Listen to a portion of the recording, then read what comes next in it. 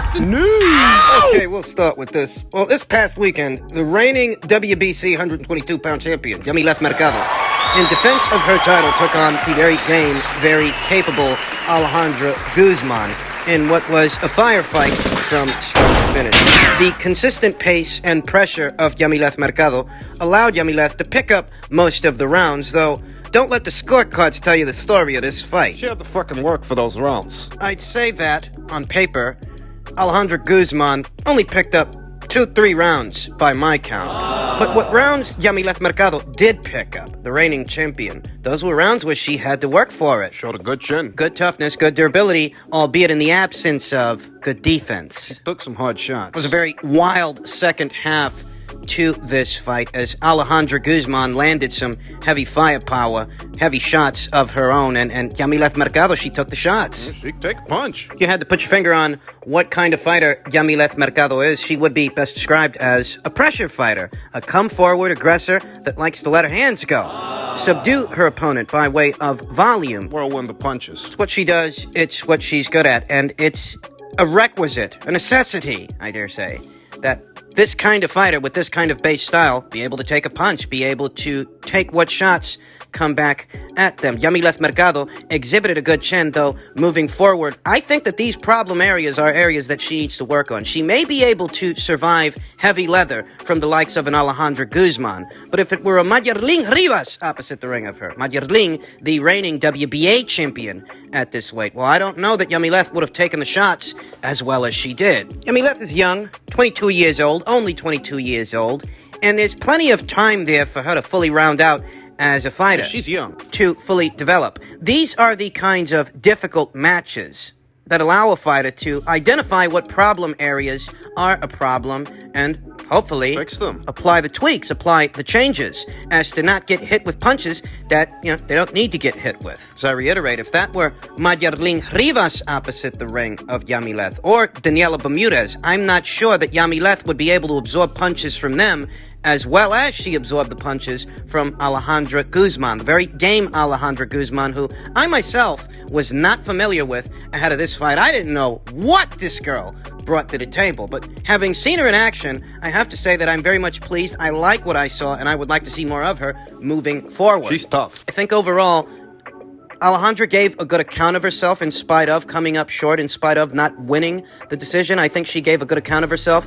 And, if I had to put my finger on what costed Alejandra this fight, what costed her this match, it was the pace. It was the pace of it all, that Yamileth Mercado is relentless. She's going to come forward and she's going to throw punches. From the opening bell to the final bell. And with Yamileth Mercado's punch resistance being what it is, it puts the girl opposite the ring in a very compromising situation.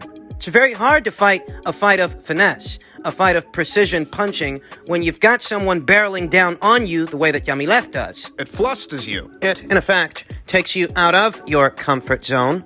You're put in a situation where you're either going to engage Yamileth in a firefight, which is basically what she wants, or you're going to give up ground. You're going to give up real estate and get pushed around that ring by Yamileth. It's an uncomfortable situation. And for Alejandra, who, this fight was a big step up in competition for her. She hadn't fought someone the likes of a Yamileth Mercado before. For someone like Alejandra in that situation, she showed good punch placement. She just didn't show it often enough. Yamileth Mercado very much was the ring general here.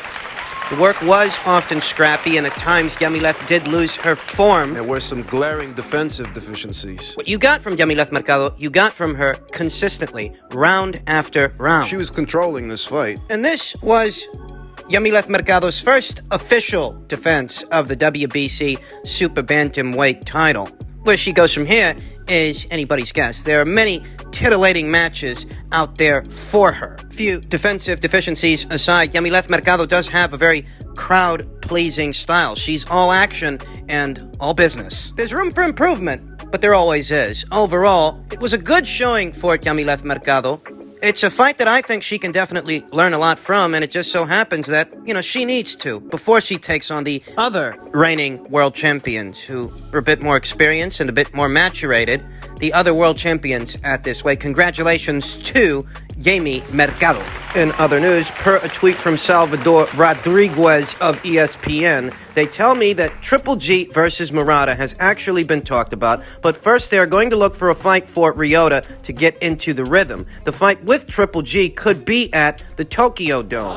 That essentially means that there could be a prelude for Ryota Murata, a prelude to a Triple G showdown. Could take place at the Tokyo Dome. Who they find for Ryota Murata to fight? Anybody's guess. I imagine it's going to be a Stephen Butler kind of guy, kind of guy with a decent record, but not much world-level experience. Those are the kind of guys I imagine they're going to be looking at for Ryota Murata's next fight, because they want to put him in a situation that allows him to shake off the cobwebs and shake off the ring rust, keep his juices going, but not put him in such an interesting situation that he may be in over his head. He hasn't fought in a year. The Stephen Butler fight I just mentioned, that took place in December of 2019. It's been a full year, over a year, since that fight took place. So Ryota Murata, he does have some ring rust to shake off, and you don't want to put him in a situation that might jeopardize the Golovkin showdown. If I'm being honest, I'd have been surprised if that would have been Ryota Murata's next fight, because they'd essentially be cashing him out if they decided to go about things that way, without allowing Ryota Murata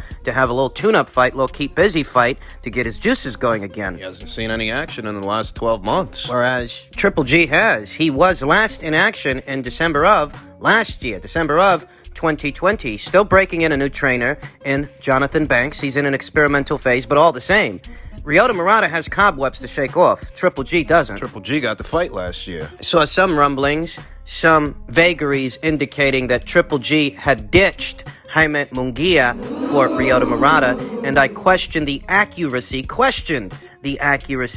of those claims when, based on this, Ryota Murata is not next. Ryota Murata could be fighting someone else to shake off the ring rust before he fights Gennady Golovkin. So that puts Gennady Golovkin in a situation to where he's got to figure out who he's going to fight this year. In the first quarter of this year. That being said, I think that Jaime Munguia is still a possibility for Triple G. Maybe sometime in May. Maybe. They both fight on the same platform. The network relationship is there. If you're in this part of the world and you want to see Jaime Munguia in action, you'll see him by way of DAZN, and the same is true of Triple G. Thus, there are no network platform issues to have to iron out, to have to address. It's an entirely doable fight. And from both of those contests, from both of those matches, a Jaime Munguia fight, maybe May 5th, Cinco de Mayo, and a possible Ryota Murata fight sometime towards the end of the year, well, Gennady Golovkin could do considerable business with either of those engagements. I will say that this news is coming at a time when a lot of very critical people, are criticizing Demetrius Andrade, the reigning WBO middleweight champion. I want to say that these guys are kind of interchangeable. Ryota Murata, he's the reigning WBA champion. Demetrius Andrade, he's the reigning WBO champion. I look at those two guys as being interchangeable because either fight is a unification fight. Either one of those contests is a unification match.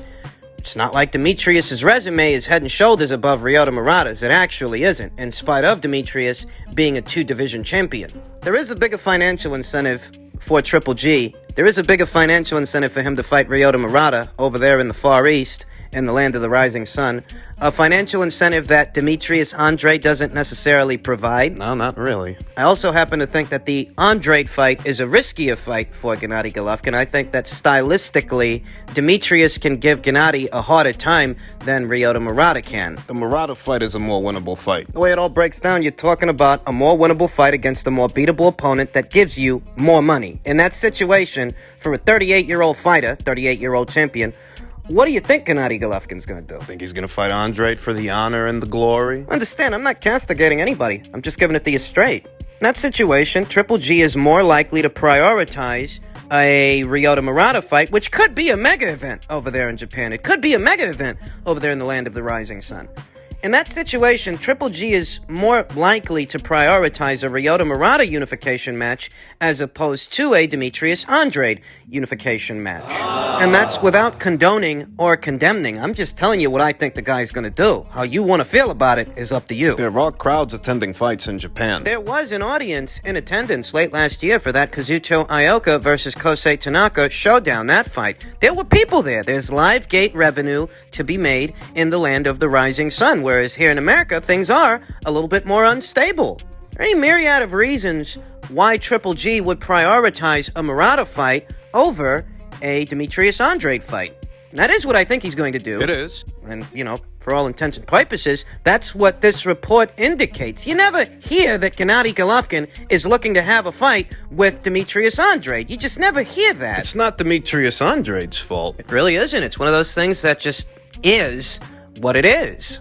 Tell you guys all the time that, Demetrius Andrade might have a thin resume, but it takes two to tango. It takes two guys to make a fight, but only one to fuck it up. And I don't see very many guys out there, very many champions, jumping out of their skin, enthusiastic about fighting Demetrius Andrade. You don't see it. So if the guy's resume is thin, that's a part of the reason. That is a part of the why. I'm not castigating anybody. I understand that at this stage in Gennady Golovkin's career, he has his reasons, and maybe you're sympathetic to those reasons, maybe you're not. But all the same, you don't see Triple G talking about fighting Demetrius, do you? Nope. So how's he going to get a name like that on his resume when the guy's not interested? How's he going to do it? Triple G would sooner fight with Jaime Munguia, perhaps in the first quarter of this year, and cap the year off with a Ryota Murata unification match, provided that Triple G can hang on to his IBF title. Hang on to it long enough to bring it to the table for a Ryota Murata unification match. That's the way I think that cookie's going to crumble. And finally, in heavyweight news, American contender Michael Hunter took to Twitter and left a comment that reads, "Martin and Ortiz barbecued chicken." One can make the inference that who Michael is talking about is his countryman Charles Martin and Cuban heavyweight contender Luis Ortiz.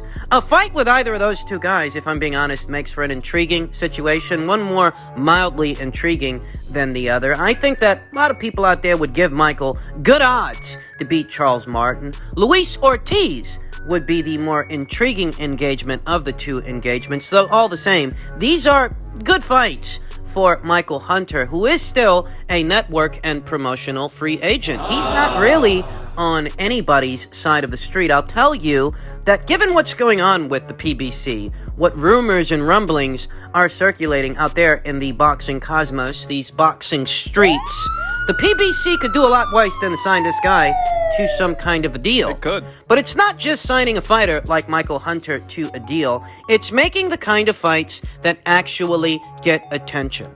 There was a lot of talk about this Caleb Plant versus Caleb Truax fight. 2 days ago.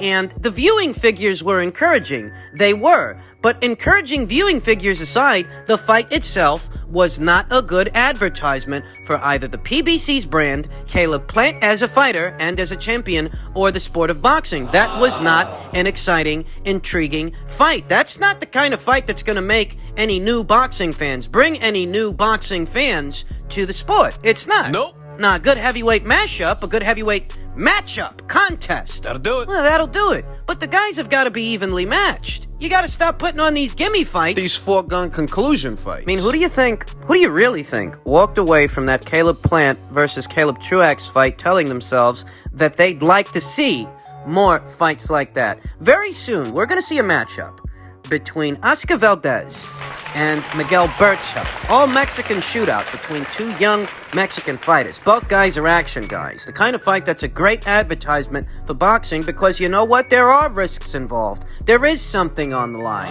Now, maybe there's a lot of guys leaning towards Miguel Berchelt, but the fact that Oscar Valdez is willing to risk it all against this guy gives the fight an air of spontaneity, an air of intrigue. The air of intrigue that a Caleb Plant versus Caleb Truax fight, it doesn't give you. Viewing figures aside, who do you actually think is interested in seeing Caleb Plant pity-pat Caleb Truax for 12 rounds? 2 million viewers on free TV. Those are very good viewing figures. They are, but I reiterate, that wasn't the kind of fight that's going to make any new boxing fans. That wasn't the kind of fight that's going to bring any new eyes, any new ears, any new dollars to the sport. It just ain't. And you're lying to yourself if you say otherwise. That being said, I think about a fighter like Michael Hunter being a network and promotional free agent. How many names you can mix and match with his and get a good fight, an even contest every single time. I think about that. Think about it. How he's a network and promotional free agent, and how, the PBC ain't got their prize stallion in the race anymore. Deontay Wilder,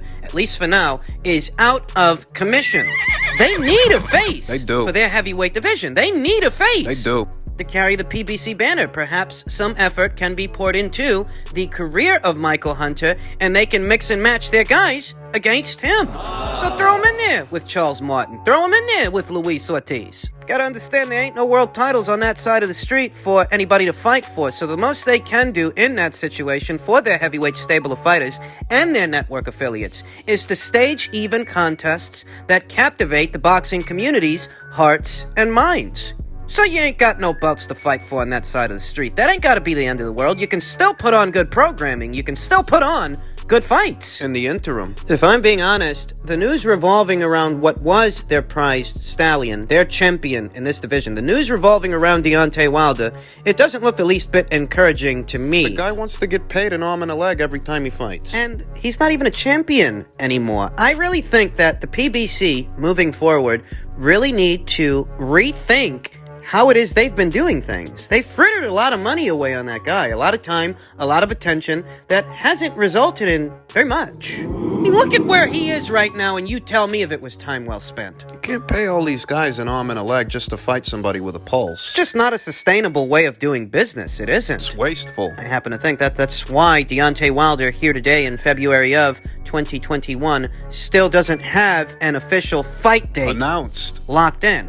I think that the PBC should perhaps see about investing in the career of Michael Hunter, who maybe they can groom to be the face of American heavyweight boxing by matching him against fighters like Charles Martin, by matching him against fighters like Luis Ortiz, the winner of Kovnowski versus Helenius, Frankie Sanchez. Michael Kofi. There's enough entertainment value and enough intrigue in association with any one of those proposed matches that if you put it on free TV, you do very good viewing figures. Yeah, you could. Let's be honest, a lot of people out there seem to think that Deontay Wilder's career is circling the drain. They're gonna need a replacement for that guy.